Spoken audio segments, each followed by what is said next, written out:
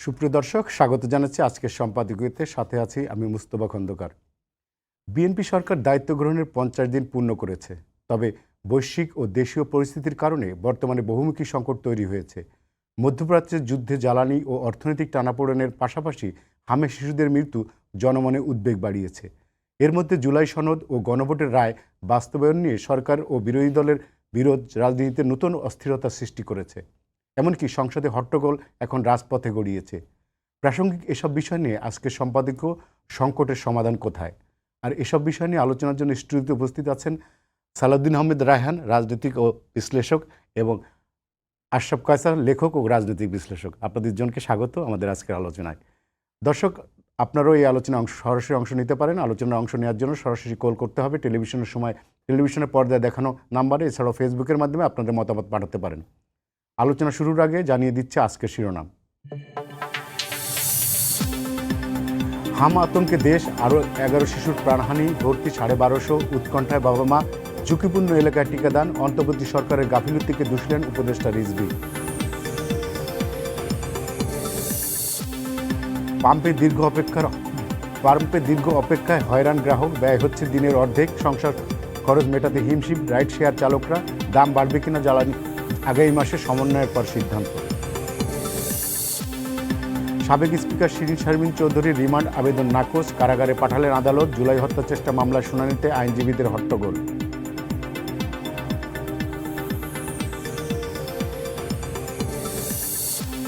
বিচার বিভাগের আলাদা সচিবালয় বাতিলের সংসদে বিল উত্থাপনের মধ্যে হাইকোর্টের রায় প্রকাশ। 3 মাসের মধ্যে প্রতিষ্ঠার নির্দেশ, দ্বৈত শাসন তুলে দিতে পর্যবেক্ষণ।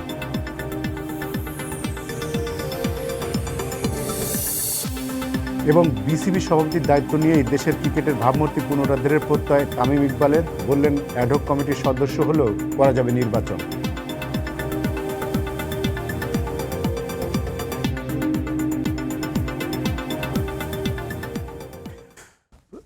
আশরাফ ভাই, আমি আপনাকে দিয়ে শুরু করতে চাই। আজকে তারেক রহমানের নেতৃত্বে যে সরকার গঠিত হয়েছে বাংলাদেশের বিএনপির, এই সরকারের 50 দিন পূর্ণ হয়েছে। এই 50 দিনে সরকারের আপনার কাছে মূল্যায়নটা কি? প্রথমত ইতিবাচক দিকগুলো আগে বলি। সরকারের প্রধানমন্ত্রী তারেক রহমান যে নজির স্থাপন করেছেন এবং ইনফর্মাল সম্পর্ক এবং চলাচল এবং তার পোশাক আশাক, আমাদের দেশে কোনো সরকার প্রধানকে আমরা এই অবস্থায় কখনো দেখিনি। তিনি নির্বাচনের পরপর বিরোধী দলের নেতাদের বাসায় গিয়েছেন, সৌহার্দ্য বিনিময় করেছেন এবং তিনি 2 সপ্তাহ কি 3 সপ্তাহের মধ্যে ফ্যামিলি কার্ড বিতরণ করেছেন। আপনি জানেন আগামী 14 তারিখ কৃষক কার্ড বিতরণ করা হচ্ছে। এই যে নির্বাচনের প্রতিশ্রুতির সাথে সাযুজ্যপূর্ণ কাজগুলোকে গুরুত্বের সাথে নিয়েছেন। সচিবালয়ে সকাল 9টার আগে হাজির হচ্ছেন এবং কর্মচাঞ্চল্য ফিরে এসেছে পুরো সরকারি প্রশাসনে এবং মন্ত্রীরা অনেকটা হিমশিম খাচ্ছে তার সাথে দৌড়তে গিয়ে। এই চিত্রটি আমরা অনেক দিন ধরে অপেক্ষা করছিলাম, কেননা আমাদের অতীতের অভিজ্ঞতা হচ্ছে যে সরকার একটা জবাবদিহিহীন অবস্থায় চলে যায়, মানুষের থেকে তার শুধু দূরত্বই বাড়তে থাকে যতদিন না তিনি ক্ষমতা থেকে ছিটকে পড়েন। তো এই ভালো দিকগুলোর পাশাপাশি আমরা যে কয়েকটা অবজারভেশন দেখতে পাচ্ছি, সেটি হচ্ছে যে ধরেন আপনার সংস্কার বাস্তবায়ন এই সরকারের অন্যতম প্রধান প্রায়োরিটি হওয়া উচিত। সেই জায়গাটিতে আপনি ধরেন সাংবিধানিক সংস্কার পরিষদের সদস্য হিসাবে বিএনপির শপথ না নেওয়া একটি বড় হোঁচট খাওয়া আমি বলবো।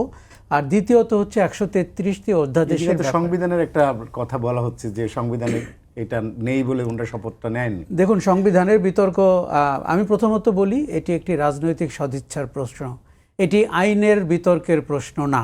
আইনের বিতর্ক নিয়ে আপনি অনেক দিন সংবিধানের কথা বলতে পারবেন, বিরোধী পক্ষ সংবিধান এর দিকে না গিয়ে অন্য কিছু বলতে পারবে। কিন্তু বিএনপির এই সরকার যেটি 17 বছর পরে ক্ষমতায় এসেছে, তাকে আমি একটি নতুন বিএনপি হিসাবে দেখি এবং পরিচ্ছন্ন একজন প্রধানমন্ত্রীর চলাচলের সুযোগ হিসাবে দেখি। সেই জায়গাটিতে বিএনপিকে আমার মনে হয় যে যুগান্তকারী কিছু করার একটি সুযোগও তৈরি হয়েছে। আমি যদি বিরোধী দলের দাবি দেওয়ার দৃষ্টিকোণ থেকে নাও দেখি, আপনার জনগণের প্রতি সে যে প্রতিশ্রুতি, সে 31 দফা নির্বাচনী ম্যানিফেস্টো, জুলাই সনদ, সব মিলিয়ে আপনাকে একটা নতুন ভাবমূর্তি তৈরি করার সুযোগ দিয়েছে। কিন্তু সময়, আপনি খেয়াল করবেন নির্বাচনটি ডিসাইসিভ রায় পেয়েছে বিএনপি। নির্বাচনের আগে পর্যন্ত আমরা কত ধরনের আশঙ্কা করছিলাম, সেই জায়গাটিতে মানুষ 2/3 মেজরিটি দিয়ে দিয়েছে বিএনপিকে, এই জন্য যে আপনি যেন ভালো কাজগুলো করতে পারেন। কাজে আপনি এখন আইনের বিতর্কে যাবেন নাকি রাজনৈতিক সদিচ্ছা দিয়ে বলবেন, এবং আপনি যত পরিচ্ছন্ন সরকার চালাবেন তত কিন্তু আপনার ঝুঁকি কম। আপনি যত ট্রান্সপারেন্ট হবেন, যত জবাবদিহিমূলক হবেন, আপনি ধরেন এখন দ্বিকক্ষ বিশিষ্ট পার্লামেন্ট, এখন যদি জুলাই সনদ আপনি বাস্তবায়ন না করতে পারেন, কিভাবে সেগুলো হবে?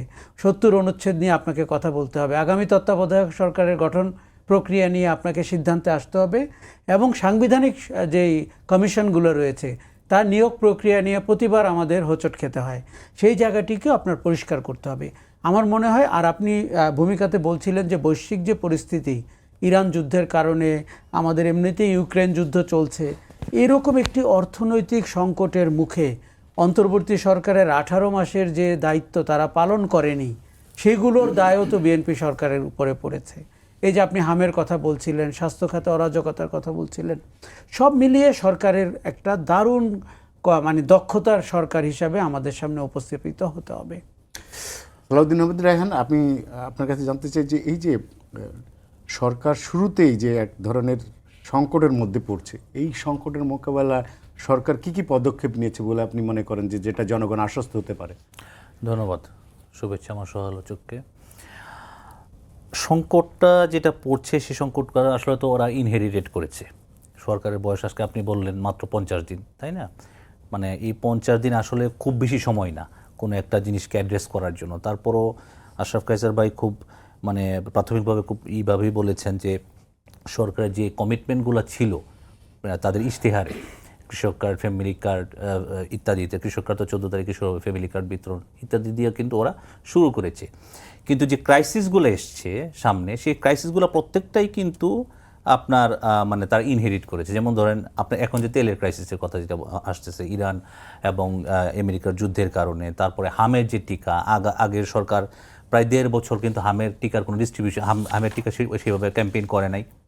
এমনকি যারা টিকাগুলো এক জায়গা থেকে আরেক জায়গায় নিয়ে যায় তাদের বেতনটা পর্যন্ত ঠিকমতো দেয় নাই। আর জুলাই সনদের যে বিষয়টা, এটা আসলে একটু বলা দরকার। সেটা হচ্ছে যে আমি এখানে একটু ভাইয়ের সাথে ডিফার করব। বিএনপির প্রধানমন্ত্রী থেকে শুরু করে প্রত্যেকে সংসদে কিন্তু স্পেসিফিক্যালি বলতেছে যে আমরা স্বাক্ষরিত জুলাই সনদ অক্ষরে অক্ষরে আমরা বাস্তবায়ন করব। জুলাই সনদ আমরা যেটা স্বাক্ষর করেছি, এখানে সবচেয়ে বড় যে প্রবলেমটা হচ্ছে বুঝার, সেটা হচ্ছে জুলাই সনদ স্বাক্ষর করার পরে, দক্ষিণ প্লাজায় স্বাক্ষরিত হওয়ার পরে যে অনুষ্ঠানে সবাই ছিল এখানে, তারপরে পরবর্তীতে যে আপনার আদেশটা হলো, সেখানে অনেকগুলা মানে এবং যে গণভোটের যে প্রশ্নগুলো তৈরি করলো, সেখানেই কিন্তু আপনার বিপত্তিটা বাঁধলো। সেখানে কিন্তু কারোর সাথে কনসালটেশন না করে আলী রিয়াজ সাহেব নিজের মতো করে প্রশ্ন তৈরি করেছেন, নিজের মতো করে আপনার নোট অফ ডিসেন্টগুলো আপনার তুলে দিয়েছেন। বিএনপি বলেছে যে আমরা নোট অফ ডিসেন্ট সহ যেই জুলাই সনদ স্বাক্ষরিত হয়েছে সেটা আমরা অক্ষর অক্ষরে পালন করবো। এবং সেখানে বিএনপি দ্বিকক্ষ বিশিষ্ট পার্লামেন্টের কথা বলেন, 70 অনুচ্ছেদের কথা বলেন, এবং আপনার প্রধানমন্ত্রীর যে মেয়াদ 10 বছর, এটা গতদিন কিন্তু আপনার পার্লামেন্টে বলল, এটা কিন্তু বর্তমান পিএম নিজেই বলেছেন যে প্রধানমন্ত্রীর মেয়াদটা 10 বছর হোক, না হলে কিন্তু একটা স্বৈরতন্ত্র তৈরি হয়ে যায়। এটা গতকালকে কিন্তু সালাউদ্দিন সাহেব নিজেই বলেছেন। সুতরাং বিএনপির কিন্তু আন্তরিকতার অভাব নাই। এবং আপনি দেখবেন যে ঐকমত্য কমিশনার যে মিটিংগুলো হয়েছিল, 33টা দল অংশগ্রহণ করেছিল, সেখানে কিন্তু বিএনপি যেই জিনিসগুলো ওরা আপনার এক্সিকিউট করতে পারবে, আপনার অ্যাকর্ডিং টু তাদের মানে পূর্বে রাষ্ট্র পরিচালনার অভিজ্ঞতা এবং বর্তমান বাস্তবতায় যেই জিনিসগুলো তারা এক্সিকিউট করতে পারবে, সেই জিনিসগুলোর জন্য কিন্তু তারা ফাইট করেছে। তারা কিন্তু সহজে রাজি হয়ে যায় না, জানে যে আমি এই জায়গায় গিয়ে আমি এতটুকু বাস্তবায়ন করতে পারবো। আপনি দেখবেন যে আসিফ নজরুল সাহেবের একটা গত যে উপদেষ্টা, আপনার আইন উপদেষ্টা, একটা সাক্ষাৎকার বের হয়েছে, সেখানে বলা হয়, সেখানে ওনাকে এই কোশ্চেনটা করা হয়েছিল যে আপনি যে কোশ্চেনটা ভাইয়াকে করলেন যে আপনার বাস্তবায়ন আদেশটা নিয়ে তো বিরোধী দল বলছে যে বাস্তবায়ন হবে কি হবে না। উনি বলছে আসলে লক্ষ্যটা কি? আপনার লক্ষ্যটা যদি হয় যে আমরা এই পর্যন্ত যাব, আমি এই দিক দিয়ে যাব, ভাই এই দিক দিয়ে যাবে, রাইট, আমরা গন্তব্যে পৌঁছাবো, উদ্দেশ্যটা যদি হয় আমার সনদ বাস্তবায়ন, তাহলে আমাদের ইন্টেনশনটা ওইরকম ভালো থাকতে হবে, পজিটিভ আউটকাম আসবে।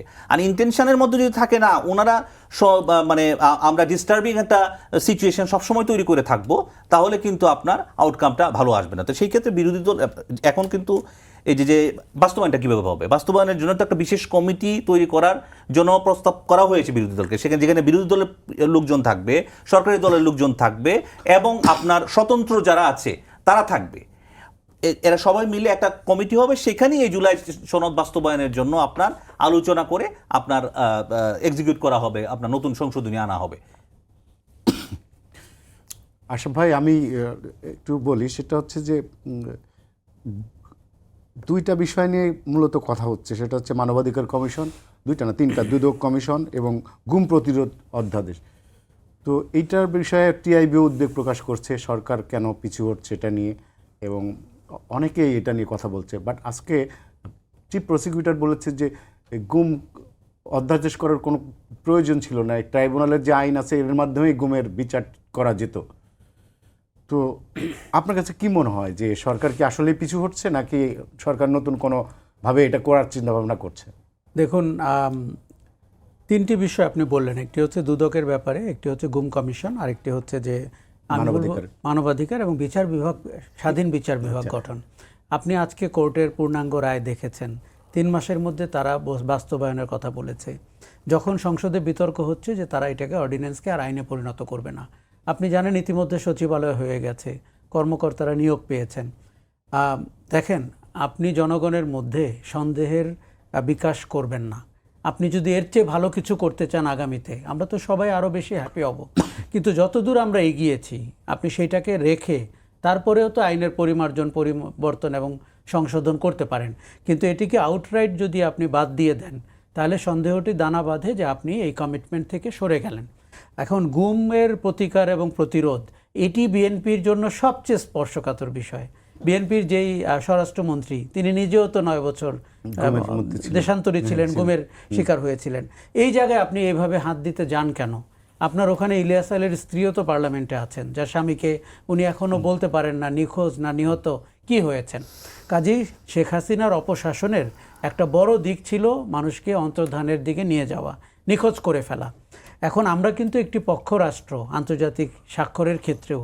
কাজেই আপনি দেখুন, চিফ প্রসিকিউটর যেটি বলেছেন আমি তার সাথে একমত না, কেননা ট্রাইব্যুনালে অনেক কিছু আছে, কিন্তু সেটিকে আলাদা করে আপনার দেখতে অসুবিধাটা কোথায়? ধরেন গত সরকার 11টির মতো কমিশন করেছিল, তার মধ্যে আমার মতে সবচেয়ে ভালো কাজ করেছিল গুম কমিশন, কেননা কিভাবে মানুষকে হত্যা করা হতো তার ডিটেলটা আমরা দেখতে পেয়েছিলাম। এবং এই পার্লামেন্টে অনেক সদস্য আছেন যারা আয়নাঘরে ছিলেন, যারা নির্যাতনের শিকার হয়েছিলেন। কাজে এটি যদি আপনি অ্যাজ ইট ইজ আইনে পরিণত করতেন, রাজনৈতিক দল হিসাবে আমার ধারণা বিএনপি অনেক ইতিবাচক সমর্থন পেত। এইবার দুদকের ব্যাপারে বলি, আপনি জানেন যে দুর্নীতি হচ্ছে আমাদের এখানে মূল আলোচনা। সেটির নিয়োগ প্রক্রিয়া এবং আপনি কাদেরকে নিয়োগ দিবেন, আপনি কি দলীয় লোকদের নিয়োগ দিবেন নাকি আপনি একটি কমিটি করে তাদের মাধ্যমে নিয়োগ দিবেন, এটি মেনে নিতে আমার মনে হয় বিএনপির সমস্যা হওয়া উচিত না। আরেকটা জিনিস মনে রাখবেন, দুর্নীতির একটি বড় অংশ কিন্তু সরকার দলীয়। কাজে আপনার দলের লোকরা যদি চেয়ারম্যান হয়, কমিশনার হয়, আপনি নিজের বিচার কি করে করবেন?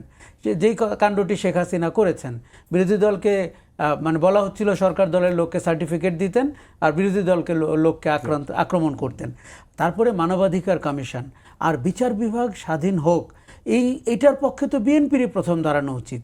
তাদের না এত অন্যায় হয়েছে, বিচারের নামে প্রহসন করা হয়েছে, বিনা বিচারে মানে আটক রাখা হয়েছে, মামলা দেওয়া হয়েছে। দেখুন, এই জিনিসগুলো আমি বলবো বিএনপির জন্য একটি সুবর্ণ সুযোগ, একটি নতুন বিএনপি হয়ে ওঠার, একটি দূরদর্শী বিএনপি হয়ে ওঠার। এই অপরচুনিটি বিএনপি যদি কাজে না লাগায়, আমার মনে হয় দলটির জন্য এটি আখেরে কোনো ভালো ফল বয়ে আনবে না। আচ্ছা, আপনি গতকাল না পরশুদিন একটা ফেসবুকে একটা স্ট্যাটাস দিয়েছেন যে সবার আগে বাংলাদেশ, কিন্তু এখন বাংলাদেশ পিছিয়ে যাচ্ছে সবার আগে। আমি দিয়েছি, কেননা আমি এই অর্থে এই জন্যই বলেছি, এই 4-5টি পয়েন্ট ধরে আমি বলেছি।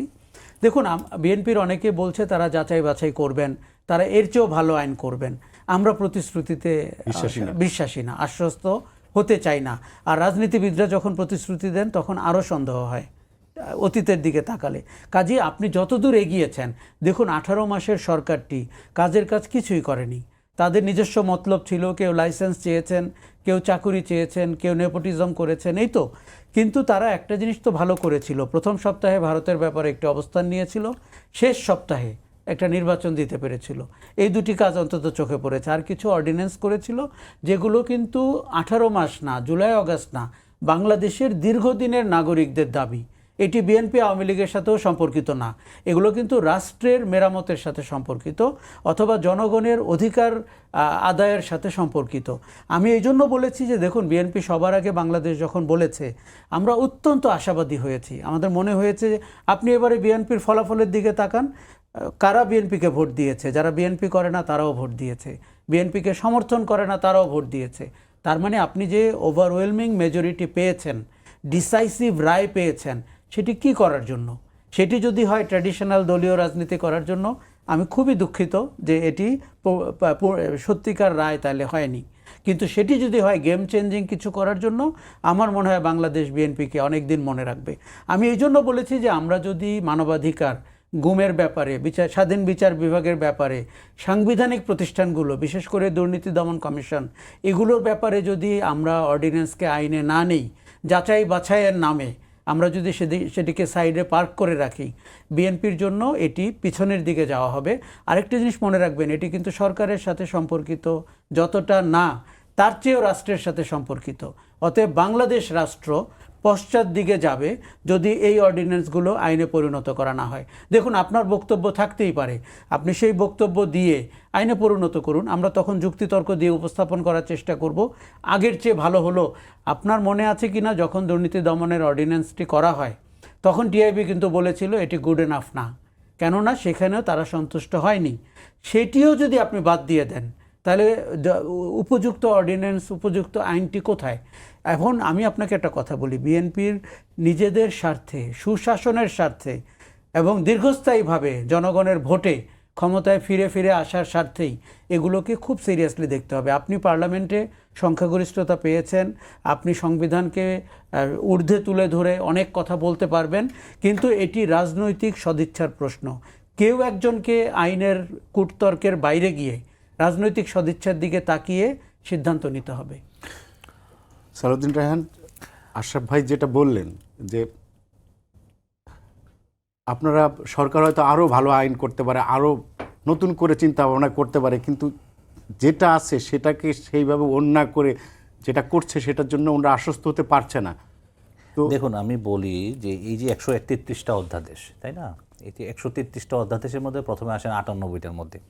এই 98টার মধ্যেও কিন্তু অনেক ভালো ভালো আপনার মানে অধ্যাদেশ সরাসরি আইনে পরিণত হয়ে যাচ্ছে না।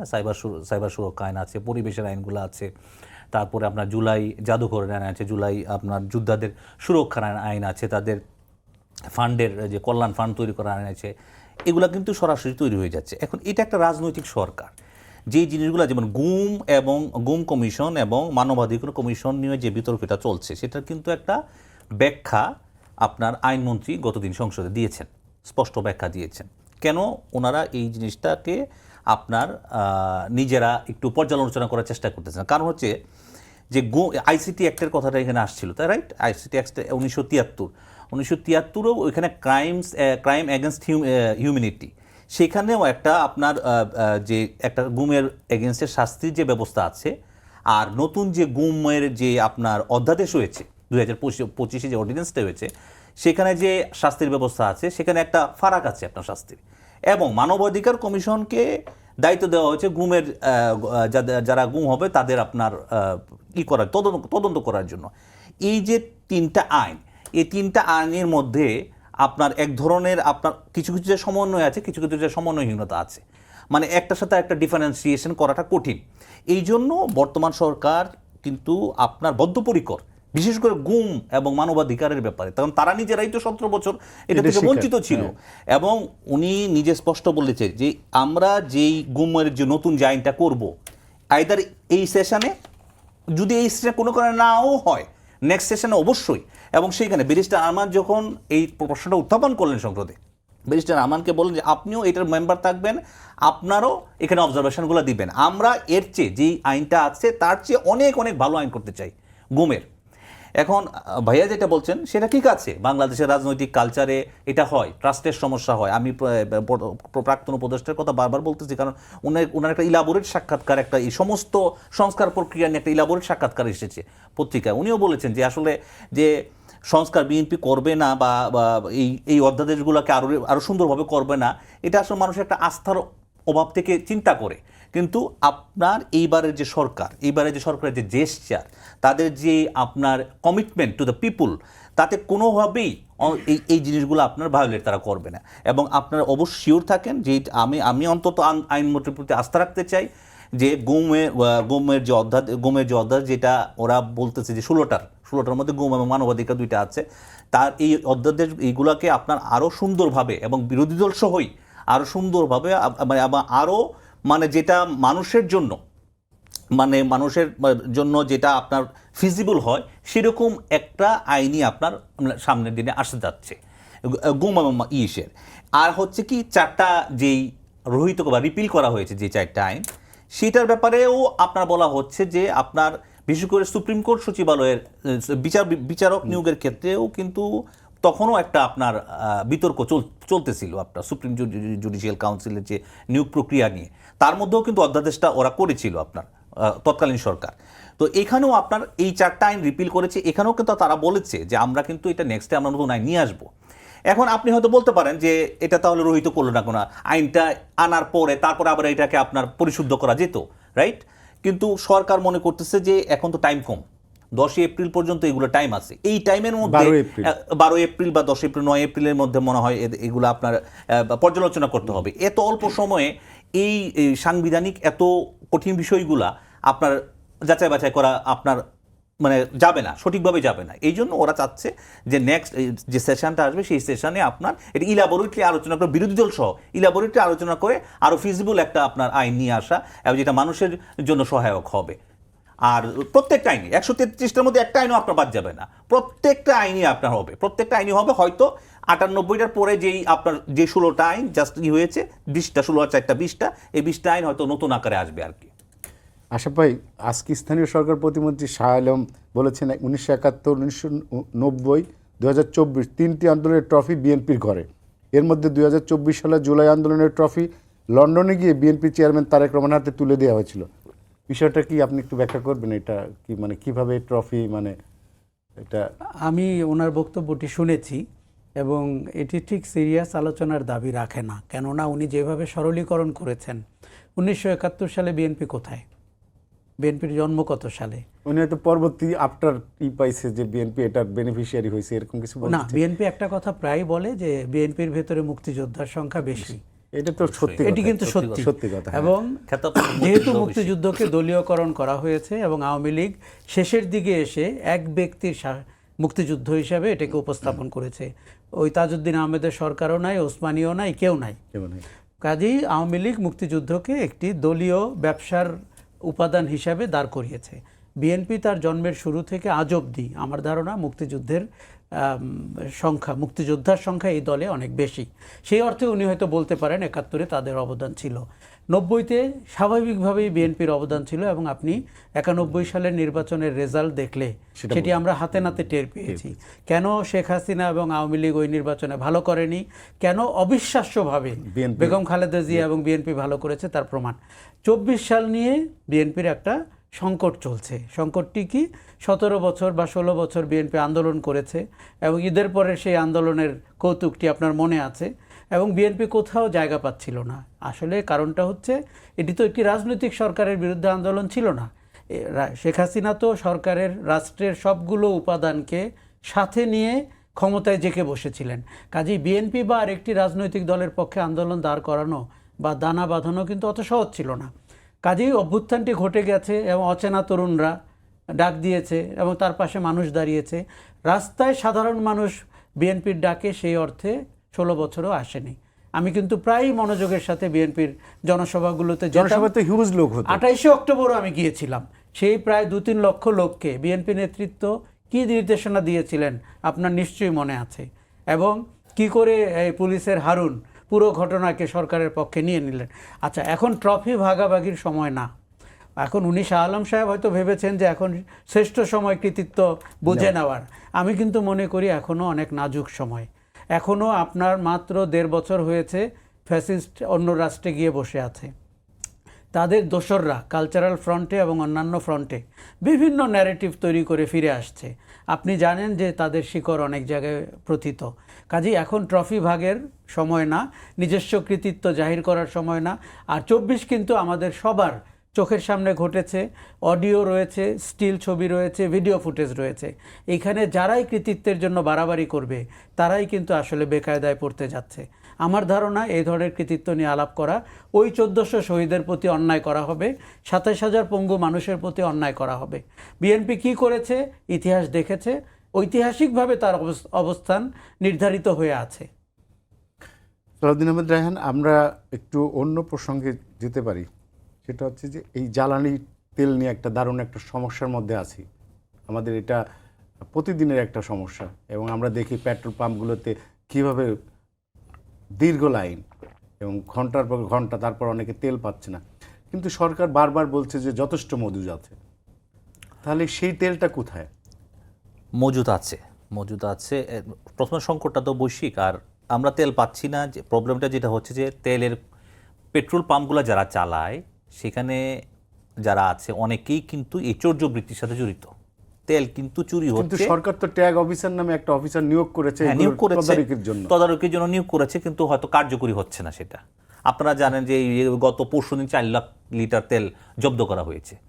এখন আমাদের আমরা কিছুদিন আগে আমি একটা দেশে দেখলাম যে সেখানেও আপনার স্বাভাবিকভাবেই এশিয়ান কান্ট্রি সবাই তো এটা সাফার করতেছে।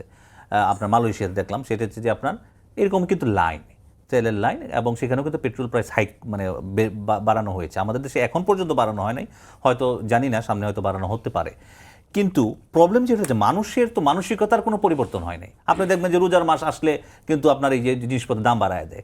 প্রতিটা পেট্রোল পাম্পে একজন দেখবেন তেল নিয়েছে হয়তো 20 লিটার, আপনার আবার ঘুরে এসে আবার কোনোভাবে তার কোনো একটা পরিচিতর মাধ্যমে আবার আরও 20 লিটার বা 10 লিটার নিচ্ছে। এই ধরনের ঘটনা ঘটছে, এবং এটা সত্য, হিউজ লাইন। আমাদের নিজস্ব যারা পরিচিত আছে বা আমাদেরও দেখছি যে আপনার 7 ঘন্টা 8 ঘন্টা 10 ঘন্টায় আমাদের তেল নিতে হচ্ছে, সাফার করতে হচ্ছে। অনেক হয়তো সাফার করতেছে না। এখানে আমার মনে হয় যে অপচয়টা রোধ করতে হবে। অপচয় মানে চৌর্যবৃত্তির অপচয়, যে চৌর্যবৃত্তির অপচয়টাই মেইন। আর হচ্ছে সরকারের কিন্তু তেলের মোটামুটি আপনার প্রতিদিনের যে আপনার চাহিদা সেটা তারা পূরণ করছে। কিছুদিন আগে বা প্রায় 3-4 দিন আগে বিদ্যুৎ মন্ত্রী সংসদে আপনার বলতেছিলেন যে আমরা যেভাবে তেলের পাম্পগুলোতে প্রতিনিয়ত তেল দিয়ে থাকি ঠিক সেই ফ্লোতেই আমরা তেল দিচ্ছি, কিন্তু সেই তেলগুলো আগে 1 থেকে 1.5 দিন মোটামুটি অকটেন বা পেট্রোল বা ডিজেল যেগুলো দিতাম আমরা 1 থেকে 1.5 দিন চলতো। কিন্তু এখন যেটা হয় যে 2 থেকে 3 ঘন্টায় শেষ হয়ে যায় তেলগুলা, যার ফলে রিফিল করতে এই যে রেশনিংটা যে আপনি এতটুকু নিতে পারবেন বা ইত্যাদি ইত্যাদি এই বিষয়গুলো। আর এই ক্রাইসিসটাকে মিট আপ করার জন্যই তো আপনার প্রত্যেক দেশে দেশে, যেমন আমাদের চেয়েও তো অন্যান্য অনেক দেশের অবস্থা অনেক খারাপ। আপনি ফিলিপিন্সের অবস্থা যদি চিন্তা করেন, মানে তাদের মেজর ড্রপ করেছে, কিন্তু একদম অবস্থা খারাপ, খুবই খারাপ, এবং আশেপাশের দেশগুলোও সেই তুলনায় আমরা আলহামদুলিল্লাহ অনেক ভালো আছি। কিন্তু আপনার আমি মনে করি আমার যে মিসইউজটা হচ্ছে বিভিন্ন জেলায় জেলায় এবং বিভিন্ন ইভেনকি উপজেলা লেভেলেও যে খবরগুলো আসতেছে প্রতিদিনই, আপনার তেল চুরির যে ঘটনা ঘটতেছে, আপনার বিভিন্ন ফরম্যাটে মোটর সাইকেলে করে তেল চুরি করে নিয়ে যাচ্ছে, আপনার ডিজেলের ইএনএ তেল চুরি করে নিয়ে যাচ্ছে। এই জিনিসগুলো বন্ধ করা উচিত। এখানে তদারকিটা বাড়ানো উচিত খুব ব্যাপক হারে, এবং এখানে এমনভাবেই তদারকি করে বড় ধরনের শাস্তি দেওয়া উচিত। কারণ আপনি আইন থাকবে, আইনের যদি সঠিক প্রয়োগ না থাকে, যেটা ভাইয়া আমরা নিজেরাও দেখি যে আমরা যে এখানে একটু অপ্রসঙ্গগুলো বলবো, যেমন ট্রাফিক যে আমরা মেনটেন করতে পারি না কেন, যে অন্যান্য দেশে যেটা হয় যে আইন আছে, আইনের প্রয়োগও আছে। আপনি রেড লাইট ক্রস করলে আপনাকে জরিমানা দেওয়া হবে। আমাদের দেশে কি মনে করেন এই প্রসেস আছে? আইন নাই। একবার ওপেন সিগারেট খেলে আপনার একটা জরিমানার ব্যবস্থা করা হলো, কিন্তু সেটা তো আর থাকে নাই। তো এরকম আইনের প্রয়োগ থাকতে হবে। এবং এই যে এখন মূল আমার মনে হয় যে চৌর্যবৃত্তি, আর সরকার তো আপনার মানে এই যে আপনার আমাদের যে তেল সরবরাহ যেটা বিভিন্ন দেশের সাথে শুধুমাত্র একটা ক্ষেত্র থেকে না, বিভিন্ন সোর্সে তারা কিন্তু এখন চেষ্টা করতেছে। তেলের কথা বলেন, এলএনজি দিয়ে আমাদের যেই বিদ্যুৎ প্ল্যান্টগুলো আপনার গ্যাসের মাধ্যমে চলে সেগুলোকে ঠিকমতো মোবিলাইজ করা। আমার মনে হয় এই জায়গাটাতে সরকার সফল, কিন্তু তারা চৌর্যবৃত্তি রুখতে তারা আপনার ব্যর্থ হচ্ছে। আশরাফ ভাই, চৌর্যবৃত্তি রোধ করতে ব্যর্থ হচ্ছে। আরেকটা জিনিস হচ্ছে সাথে যে হামের যে সংক্রামক শুরু হয়েছে, সরকার বিগত দুটি সরকারকে মানে অন্তর্বর্তী সরকার, তার আগে হাসিনার ফ্যাসিস্ট সরকারকে দায়ী করছে, কিন্তু আমরা দেখছি যে এর পাশাপাশি প্রতিদিনই 10-12 জন করে শিশু মারা যাচ্ছে। তো এই যে ক্রাইসিসগুলোকে সরকার কি আপনার কাছে মনে হয় যে ঠিকভাবে ডিল করতে পারছে? প্রথমে জ্বালানির কথা বলি। প্রথমে সরকারকে সাধুবাদ জানাই, 57টা দেশে জ্বালানির দাম বেড়েছে, তেলের দাম বেড়েছে, বাংলাদেশে এখনও বাড়েনি। IMF-এর রক্তচক্ষু, প্রতিদিন 200 কোটি টাকার ভর্তুকি, সব মিলিয়ে সরকার অন্তত জনগণকে এই স্বস্তিটা দিয়েছে, দাম বাড়েনি। এতে আরেকটা উপকার হয়েছে, যারা মজুতদার তারা কিন্তু বসে আছে বিভিন্ন জায়গায় মজুত করে, আপনি যেদিন দাম বাড়াবেন সেদিন তারা ওই তেল বিক্রি করবে। কাজেই সরকারকে এই দুটির মধ্যে একটি ব্যালেন্স করতে হবে।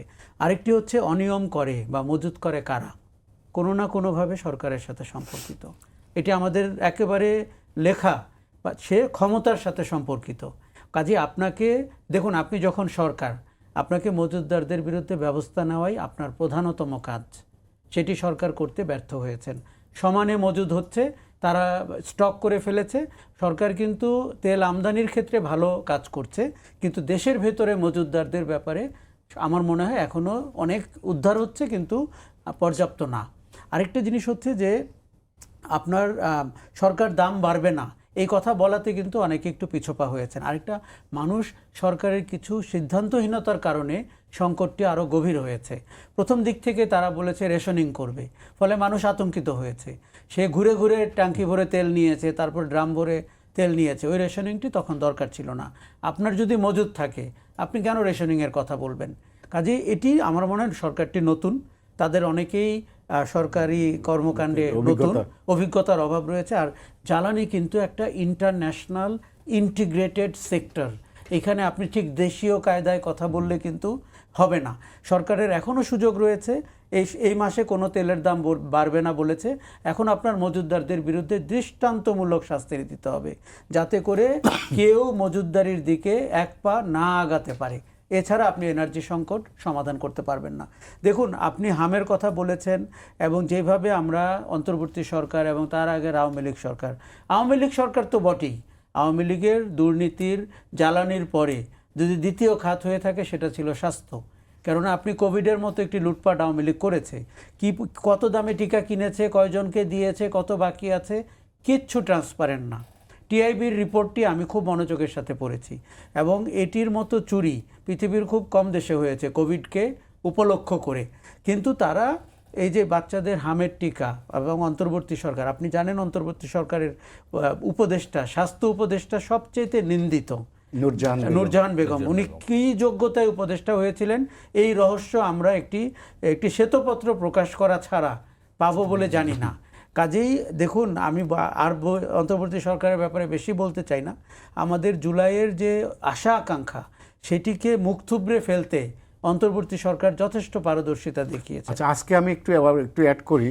আজকে বর্তমান সরকারের উপদেষ্টা ডক্টর জাহিদুর রহমান বলেছেন যে অন্তর্বর্তী সরকারের যেসব উপদেষ্টার বিরুদ্ধে দুর্নীতির অভিযোগ উঠেছে সেগুলো তদন্ত করবে এই সরকার। আমি জাহেদের সেই বক্তব্যটি দেখেছি, এবং আমার মনে হয় এটি তড়িৎ গতিতে করা দরকার। কেননা আমাদের অনেক ইস্যু সামনে চলে আসে, এবং অন্তর্বর্তী সরকারের যেহেতু তারা সুশীলদের লোক ছিলেন, তাদের আগবাড়িয়েও দেখুন তারাও কিন্তু আয় ব্যয়ের হিসাব শুরুতে দেয়নি, যে কথা বলেছিল। আমার মনে হয় 18 মাসের একটি তদন্ত হওয়া দরকার, শ্বেতপত্র হওয়া দরকার। তবে এসব বলার মানে কিন্তু এই না, দেখুন আমাদের সমাজে অন্যের উপর দায় চাপাতে পারলে আমাদের সবচেয়ে ভালো লাগে।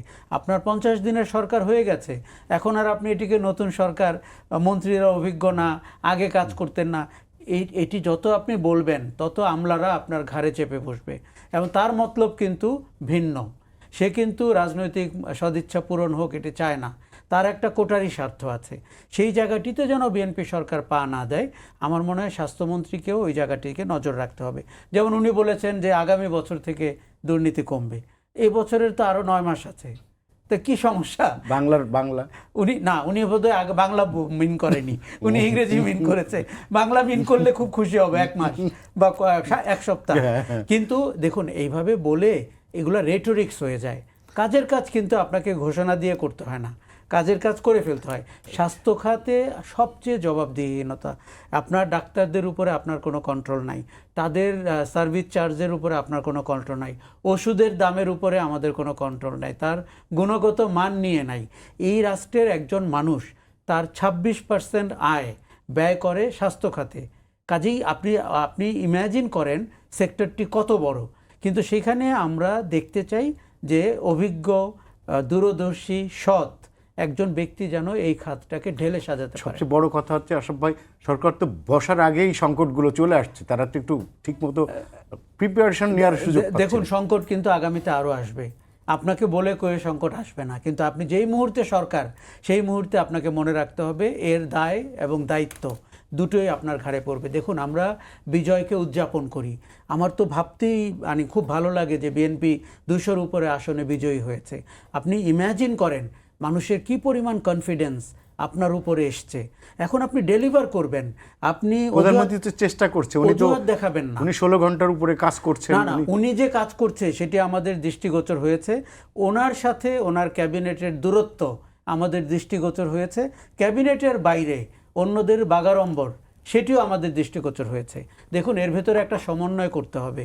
আমরা একটা এককাট্টা বিএনপি শাসন দেখতে চাই, এবং তারেক রহমানের যে উদারনৈতিক মানে ভবিষ্যৎমুখী আচরণ, সেটি কার্যকরভাবে দেশ শাসনে কাজে লাগুক, এটি আমি সত্যিই চাই।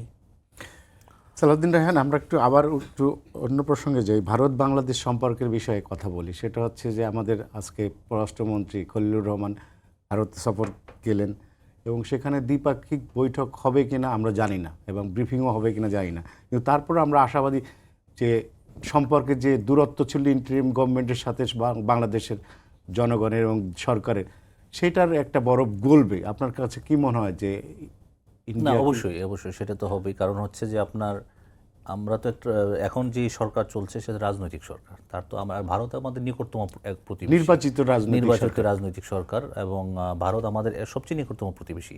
তাকে কোনোভাবে আপনার ইগনোর করা যাবে না। আমাদের সার্বভৌম এবং আমাদের সমতার ভিত্তিতে যে সম্পর্কগুলো দরকার সেটা কিন্তু, এবং বিএনপি সরকার এই ব্যাপারে খুবই মানে প্রথম থেকেই শহীদ রাষ্ট্রপতি জিয়াউর রহমানের সময় থেকে এবং বেগম খালেদা জিয়ার সময় এই নীতিটা সবসময় বজায় রেখেছে যে আমাদের সমতার ভিত্তিতে একটা সম্পর্ক রাখা। তো সেই ক্ষেত্রে ভারত আমাদের নিকটতম প্রতিবেশী, ভারতের সাথে রাখবে। পররাষ্ট্রমন্ত্রীর সাথে ওখানকার পররাষ্ট্রমন্ত্রীর একটা বৈঠক হওয়ার কথা আছে, তো ওখান থেকেও একটা পজিটিভ আউটকাম আসবে। আপনি জানেন যে গতকাল কি মনে হয় যে আপনার এইচপি মানে প্রধানমন্ত্রীর সাথে আপনার ভারতের যে আপনার এখানকার যে রাষ্ট্রদূত প্রণয় ভার্মা দেখা করেছেন, এবং উনি আজকে যাচ্ছেন। তো আমার মনে হয় যে এখান থেকে ভালো আউটকাম আসবে, কারণ ভারতকে যেমন আমাদের প্রয়োজন, আমাদেরকেও ভারতকে প্রয়োজন। আমাদের নিকটতম প্রতিবেশী, নদীর আমাদের অনেকগুলা আনরিজলভড ইস্যুস তাদের সাথে আছে, ন্যায্য হিস্যার ব্যাপারে, সেগুলো নিয়ে আমার মনে হয় সামনের দিনে আলোচনা হবে, এবং আমাদের আমদানি রপ্তানির ব্যাপারে একটা আলোচনা হবে, এবং আমাদের যে বর্ডারগুলোতে বর্ডার কিলিংয়ের যে বিষয়গুলো আছে সেগুলো নিয়ে আলোচনা করবে। এবং এগুলোর মাধ্যমে বর্তমান সরকার, অন্যান্য যে কোনো সরকার, আওয়ামী লীগ সরকার তো একটা ব্লান্ডার করে দিয়ে গেছে, ওরা তো একটা মানে পোষা পাখির মতো ছিল, আর এর আগের সরকার তো খুবই ব্রুটাল ছিল, মানে আমি কোনোভাবেই কথা বলবো না সেরকম ছিল। বাট বিএনপি সবসময়, আপনি জানেন, একটা লিবারেল ডেমোক্রেটিক পার্টি, তারা সবসময় মধ্যপন্থায় বিশ্বাস করে এবং নিজের সার্বভৌমত্বে সবসময় বিশ্বাস করে। নিজেরটা ঠিক রেখে যতটুকু সম্পর্ক আমার ভালো করা দরকার সেটা করবে। আর এটা হলো ভারতের ক্ষেত্রে। আমি ওখানে একটু অ্যাড করতে চাই হামের ব্যাপারে, যে হামের জিনিসটা কিন্তু, হামের ব্যাপারটাও কিন্তু ওই যে দেখেন, ওরা আপনার যেহেতু আপনার আগে থেকে টিকা দেওয়া হয় না, এটা এসে পড়েছে। আর অন্তর্বর্তী সরকারের যে স্বাস্থ্য উপদেষ্টা, উনি সামহাও আপনার পিএম প্রধান উপদেষ্টার সাথে জড়িত ছিল কোনো একটা প্রতিষ্ঠানে, গ্রামীণ ব্যাংকের সাথে জড়িত ছিল, সেখান থেকে ওনাকে কেউ পায়ও নাই। ইভেন আপনি জানবেন, আমার আম্মা ক্যান্সারের রোগী ছিলেন, আমি জানি ক্যান্সারের রোগীরা কত কষ্ট করে। এই যে আমাদের একটা মাত্র ক্যান্সার ইনস্টিটিউট আছে, সেই ক্যান্সার ইনস্টিটিউটের সবগুলো মেশিন নষ্ট ছিল একসময়। বণিক বার্তা আপনি খবর দেখতে পারেন, 3-4 মানে নির্বাচনের আগে, তাদের কোনো খেয়ালই নেই যে ক্যান্সারের মেশিনগুলো নষ্ট, রুগীরা আপনার রেডিওথেরাপি দিতে পারছে না, ভুগছে বিভিন্নভাবে। তো বর্তমান সরকার যে পিপিপি আন্ডারে যেটা পাবলিক আপনার প্রাইভেট পার্টনারশিপের মাধ্যমে যেটা স্বাস্থ্য খাতকে উন্নত করার জন্য যে পদক্ষেপ নিবে, আমার মনে হয় এই আপনারা দেখবেন যে তারেক রহমান সাহেবের যে পিএম যে বক্তৃতা, সেখানেও কিন্তু উনি এই উদাহরণটা এনেছেন যে কারো যদি কিউ থাকে বড়, সেখানে সেই জন্য একই মানে মানে অল্প টাকায় সে যেন সাপোজ আমাদের যে প্রাইভেট হসপিটালগুলো আছে সেখানে সেই মানে ইমিডিয়েট ট্রিটমেন্টটা পায়। যারা ভালনারেবল রুগী, ক্যান্সার, কিডনি ডিজিজ, যার ডায়ালিসিসের প্রয়োজন, এই ধরনের যারা ভালনারেবল রুগী তারা যেন পায়, তারা আপনার সেই ব্যবস্থাটা করবে। এবং সেটা অবশ্যই স্বাস্থ্য খাতকে, ভাইয়া যেটা বলো, স্বাস্থ্য খাতকে অবশ্যই আমাদের খুব ঢেলে সাজানো জরুরি। স্বাস্থ্য খাতে বরাদ্দও কিন্তু খুব কম থাকে আপনার, সেটা খুব ঢেলে সাজানো উচিত। এবং আমি মনে করি যে যেটা আপনি প্রশ্ন করেছিলেন মূলত, আমার মনে হয় যে ভারতের সাথে আমাদের সমতা ভিত্তিক সম্পর্কটা এইবার স্ট্রেংথেনিং হবে অনেক। আশরাফ ভাই, আপনার কাছে কি মনে হয় যে ভারত কি আসলে, আমার কাছে মনে হয় প্রণব বর্মা গত এক মাসে কয়েকবারই প্রধানমন্ত্রীর সঙ্গে দেখা করেছেন, এবং আমরা দেখছি গত মাসে দেখছিলাম যে সীমান্তে হত্যা জিরোতে নেমে এসেছিল। তো এতে কি ভারতের এক ধরনের আন্তরিকতা মনে হয় কিনা, যে ভারত চায় যে বাংলাদেশের সাথে সম্পর্কটা আবার একটু? আমি বলবো যে দু দেশের সরকারেরই নতুন উপলব্ধি হয়েছে। ভারতের উপলব্ধি তো বটেই হয়েছে যে বাংলাদেশের ব্যাপারে তাদের কি গুরুতর ভুল পলিসিতে তারা ছিল। আওয়ামী লীগের অনির্বাচিত সরকারের সাথে সম্পর্ক রাখা, বাংলাদেশের ভেতরে তাদের ট্রান্সশিপমেন্ট, ট্রানজিট এগুলো নেওয়া, সীমান্তে হত্যা করা এবং বাংলাদেশকে একটা করদ রাজ্যের মতো ট্রিট করা। এই জায়গা থেকে ভারত, আমার ধারণা, একটি সুযোগ খুঁজছিল বেরিয়ে আসার। অন্তর্বর্তী সরকারের সময় সেই সুযোগটি তারা পাচ্ছিল না। আর বিএনপির ব্যাপারে বলবো, বিএনপি একটা ভারত বিরোধী রাজনৈতিক দল হিসাবে অতীত থেকেই পরিচিত। আমার মনে হয় বর্তমান বিএনপি সরকার ভারত বিরোধী সরকার না, বর্তমান বিএনপি সরকার বাংলাদেশ পক্ষের সরকার। এবং সবার আগে বাংলাদেশের যদি আপনি প্রয়োগ দেখতে চান, আমার মনে হয় বিএনপির সামনে সুযোগ হচ্ছে ভারতের সাথে, যেখানে আপনি সম্মানজনক সহাবস্থান রেখে আমাদের ন্যায্য দাবিগুলো আদায় করবেন, পানির হিস্সা আদায় করবেন, সীমান্ত হত্যা বন্ধ করবেন, বাণিজ্য চুক্তিগুলো করবেন, এবং ভারত যেন সমান সুযোগ দুরাষ্ট্রের ভেতরে পায়। এটি আমি বলবো যে একটা প্রতিবেশীর সাথে বৈরী সম্পর্ক রাখার কোনো কারণ নেই। এবং ভারতের মতো একটি দেশ যাদের সাথে আমাদের ঐতিহাসিক সম্পর্ক রয়েছে এবং যাদের সাথে আমাদের সীমান্ত প্রায় 4000 কিলোমিটার, সেই জায়গাটিতে আমরা একে অন্যের সাথে বুঝে সামনের দিকে এগোতে পারি। কাজে আমার মনে হয় যে বিএনপিরও অতীতে বেশ কিছু রিমার্কেবল ভুল ছিল, যেগুলো ভারতীয় কূটনীতিকরা প্রায়ই বলেন। আপনি জানেন যে কোনো কোনো কূটনীতিক সাংঘাতিকভাবেই বিএনপি বিরোধী অবস্থান নিয়ে কথা বলেন। কিন্তু আমি বলবো, একটি দেশের জনগণ যখন একটা সরকারকে নির্বাচিত করে, এইরকম ম্যান্ডেট একটি সরকারকে অনেক সাহসী করতে পারে। সেই সাহসে বিএনপি যেন ভারতের সাথে চোখে চোখ রেখে কথা বলে এবং জনগণের হয়ে অধিকারগুলো আদায়ে মনোযোগী হয়। আমার হাতে সময় নেই, আপনি যদি 1.5 মিনিটে আমাকে যদি কিছু বলেন যে আসলে আশরাফ ভাই যেটা বললো যে ভারত বিরোধী একটা বিএনপি পরিচিত দল এবং সবসময় এন্টি ভারত পলিটিক্স করে থাকে, সেই জায়গা থেকে কথাটার সাথে এরকম ভাবে অ্যালাইন করবো না আমি কথাটার সাথে। আসলে ভারত বিরোধী না বিএনপি। আপনি দেখবেন শহীদ রাষ্ট্রপতি জিয়া রহমানের সাথে আশরাফ ভাই সেটা আবার ক্লারিফিকেশন করছে বাংলাদেশের পক্ষের। হ্যাঁ, বাংলাদেশ অবশ্যই, মানে আপনি যদি স্বাধীন বাংলাদেশের কোনো একটা রাজনৈতিক দল দেখেন, আওয়ামী লীগ সহ, সবচেয়ে বেশি বাংলাদেশের জন্য মানে যে ভালো কাজ করছে সবচেয়ে বিএনপি। সব যত ক্রাইসিস মুভমেন্ট আছে সব জায়গায় বিএনপি এগিয়ে এসেছে। সেটা স্বাধীনতার সময় থেকে শুরু করে আপনার আপনি 90-এর পর্যন্ত যে আন্দোলনগুলো হচ্ছে, আপনি দেখলেন এই আপনার এই সব গত 17 বছর আপনার ক্রমাগতভাবে আওয়ামী লীগকে চ্যালেঞ্জ করেছে বিএনপি, যার আউটকামটা এসে আমরা এই 24-এ পেয়েছি। সুতরাং বিএনপি হচ্ছে বাংলাদেশ, যদি আপনার বিভিন্ন ধরনের প্রেসক্রিপশন তো তাদেরকে এসেছিল, ভারত থেকেও তো এসেছিল বিভিন্ন ধরনের প্রেসক্রিপশন, সেই প্রেসক্রিপশন তো বিএনপি গ্রহণ করে নাই। সুতরাং বিএনপি আসলে একমাত্র বাংলাদেশ, তার জন্ম বাংলাদেশে এবং একমাত্র বাংলাদেশপন্থী দল, এবং বাংলাদেশকে একটা উন্নতি, সামগ্রিক উন্নতি, বাংলাদেশের মানুষের আর্থসামাজিক উন্নয়ন এবং বহির্বিশ্বে বাংলাদেশকে আপনার সবচেয়ে উন্নত করার জন্য একমাত্র বিএনপি হচ্ছে আমার মনে হচ্ছে যে পারফেক্ট দল। এবং ভারতের সাথে তারা সমতা ভিত্তিক, ভারত যেমন একটা দেশ, আমরাও একটা দেশ, তাদেরও কিছু চাহিদা থাকবে, আমাদেরও কিছু চাহিদা থাকবে, বাট এটা হতে হবে সমতার ভিত্তিতে। সেটাই আমি বলতেছি। আর বিএনপি ভারত বিরোধী না, বিএনপি হচ্ছে নিজের সার্বভৌমত্বকে সঠিক রেখে ভারত বলেন, শ্রীলঙ্কা বলেন, নেপাল বলেন, অন্যদের সাথে সম্পর্ক, আমেরিকা বলেন, সবার সাথে এইভাবেই বিএনপি সম্পর্ক রাখবে। আচ্ছা, আমাদের হাতে আর সময় নেই। আশরাফ ভাই এবং সালাউদ্দিন রহমান রায়হান, আপনাদের দুজনকে ধন্যবাদ আমাদের সময় দেওয়ার জন্য। দর্শক, এই ছিল আজকের সম্পাদকীয়তা। আগামীকাল আবারও দেখা হবে একই সময়। শুভরাত্রি।